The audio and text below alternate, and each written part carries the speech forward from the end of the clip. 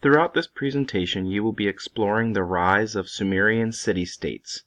View the presentation and complete your interactive student notes, or ISNs, for Chapter 4 in your textbook. You will only be completing Sections 2 and 3 tonight, but feel free to preview future section tasks and learning objectives if needed. As we look at what led to the rise of Sumerian city-states, we must first look at our notes and discussions from the last unit when we discussed Paleolithic and Neolithic groups. This brings us back to our review question from last week of how was settling in the Fertile Crescent an advantage to the Neolithic age people? If we remember from our notes, the Fertile Crescent provided lots of rich soil and land perfect for growing crops. This allowed Neolithic people to create a stable food supply that eliminated the need to continuously travel for food.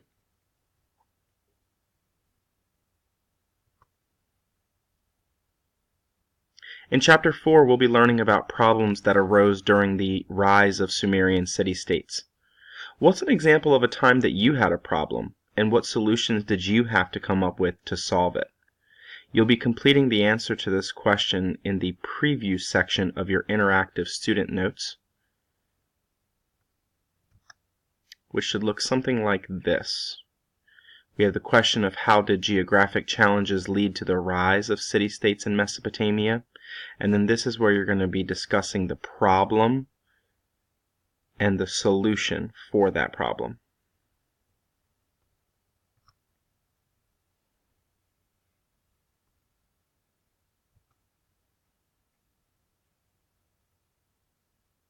The essential questions for this unit include the unit essential question of how did geographic challenges lead to the rise of city-states in Mesopotamia, as well as the lesson essential question of what are some of the geographic challenges faced by the people of Mesopotamia.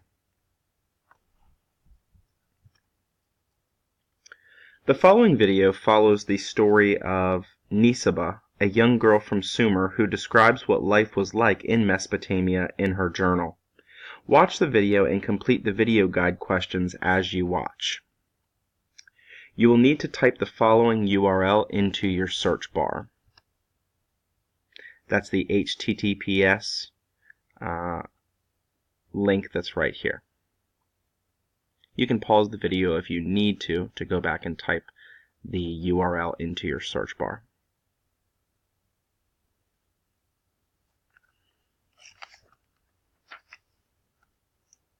After watching Nisaba's story, you should have a general idea of what life was like in Mesopotamia, as well as some problems they faced.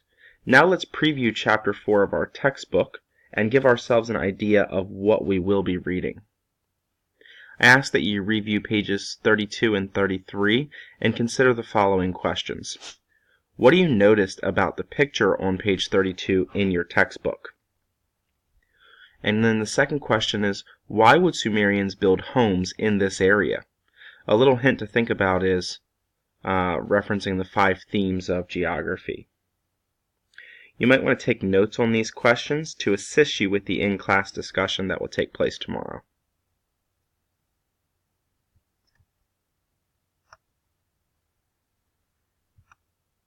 Just a quick review of the essential questions to this point. The unit essential question of how did geographic challenges lead to the rise of city-states in Mesopotamia, and then the lesson essential question of what are some of the geographic challenges faced by the people of Mesopotamia. Hopefully after previewing the chapter and watching Nisaba's story in the video, you're starting to get a general idea of how we can answer these 2 questions.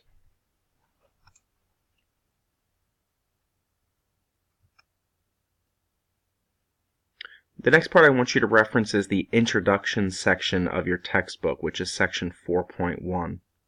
Here in the timeline we are looking back at the different hominid groups as well as the Sumerian city-states and seeing where the different groups are in this sense of what time period we're talking about. I also ask that you look at the vocabulary and the key concepts that we're going to be looking at in this chapter and giving yourself an idea of what to expect as you're reading. If you have any questions about the vocabulary terms or concepts, make sure you write them down so that we can discuss it in class together.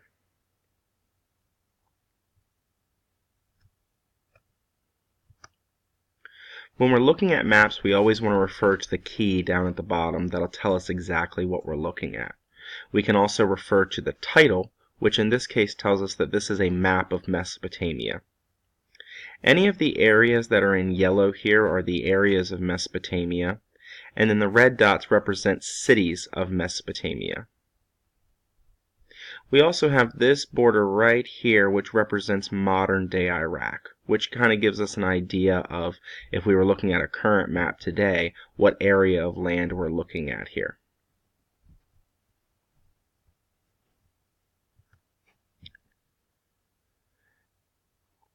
Now that we have an idea of what we're looking at with the various maps that refer to Mesopotamia, let's look at the map on page 34. Think about these questions. What type of map is being shown here, and what landforms do you notice? Again, you may want to take notes on these two questions to help you with the in-class discussion that will take place tomorrow.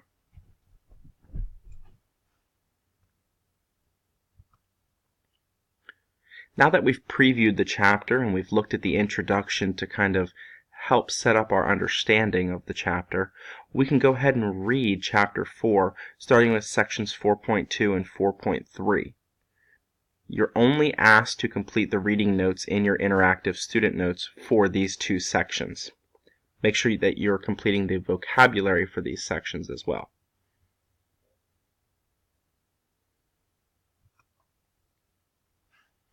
Now that you've completed the two sections of 4.2 and 4.3, I wanted to provide you a student checklist of everything that was required up to this point to help make sure that you're successful for the class discussion tomorrow. First, we reflected on the review question at the beginning of the PowerPoint, which was how was settling in the Fertile Crescent an advantage to Neolithic age people.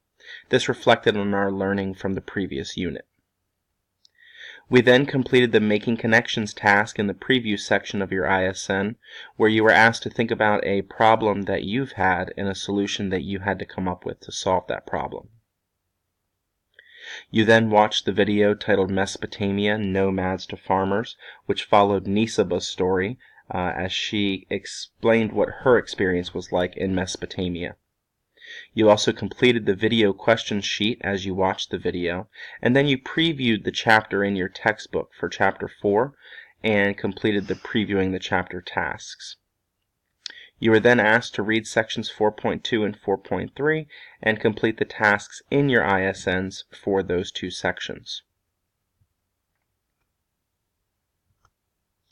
Looking ahead to our class time and what we'll be completing in class together, I wanted to provide you an agenda. First, we'll complete the assigned reading tasks, including a review of the questions that went with the video, Mesopotamia, Nomads to Farmers. This is in case you needed clarification on some of the questions for the video, or if you needed clarification on anything that you read up to this point in Chapter 4.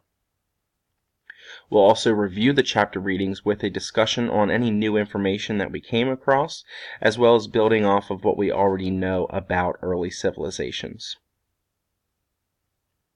We're then going to look at some of the visual task cards that go with this chapter, and we're going to have group discussions on that had to be made by people in Mesopotamia. I wanted to go ahead and give you a quick preview of what those task cards actually looked like, so that you know what to expect when you come to class tomorrow. Each of the groups are going to be given all 4 task cards. The first task card is an image of the Zagros Mountains. It says, you are a Mesopotamian living in one of the villages in the foothills. You must decide what to do about the food shortages in your village. Which of the following responses do you think will best address the problem? You and your group's going to look through each of these and see which one of these you do think best addresses the problem of the food shortages. The second task card is a visual of the Euphrates River. The problem says you live in one of the villages on the Mesopotamian plains. To provide your village with a year-round supply of water, you must design a water control system. Draw and label the best plan for this system. Your plan should include rivers and fields. Task card 3 is a irrigation canal near the Euphrates River. The problem says, you live in one of the villages on the Mesopotamian plains. You must decide on the best way to maintain a complex irrigation system. Which of the following responses do you think will best address this problem? And again, you and your group will discuss which of these you think is the best response. And then the last one is a visual of an attacking army. It says you live in a Sumerian city. Neighboring communities are planning attacks on your city. You must design and draw a defense plan to protect the city. Make a simple drawing of the city and design your plan around it. Again, you'll be looking at all 4 of these task cards with your group, and then group presentations will take place where you're going to present your findings to the class and kind of show what you came up with as possible solutions to each of the problems. After you've completed all of that, you know exactly what to expect for class tomorrow, and you will be prepared for all of the knowledge required for Chapter 4, which again talks about the rise of Sumerian city-states.